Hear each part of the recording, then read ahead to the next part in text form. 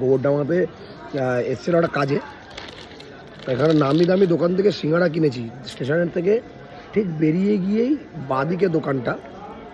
সিঙ্গাড়ার মধ্যে প্রথম কথা হচ্ছে একদম আনহাইজিনিকভাবে সিঙ্গাড়াটাকে বানিয়েছে, যে তেলটা পোড়া তেল, একটা কেমন একটা গন্ধ বেরোচ্ছে সিঙ্গাড়া থেকে। আর সত্যি কথা বলতে না, মানে তুমি দেখো, যদি অনেকে বলবে ভাই খেয়ে নিলে, দেখো ফেলে দিয়েছি দেখো, কিন্তু মানে সত্যি কথা বলতে 10 টাকা করে সিঙ্গাড়াগুলো নিয়েছে, মানে খাওয়ার মতো না। দেখো মানে পুরো একদম যাচ্ছে তাই, আমিও ফেলে দিই।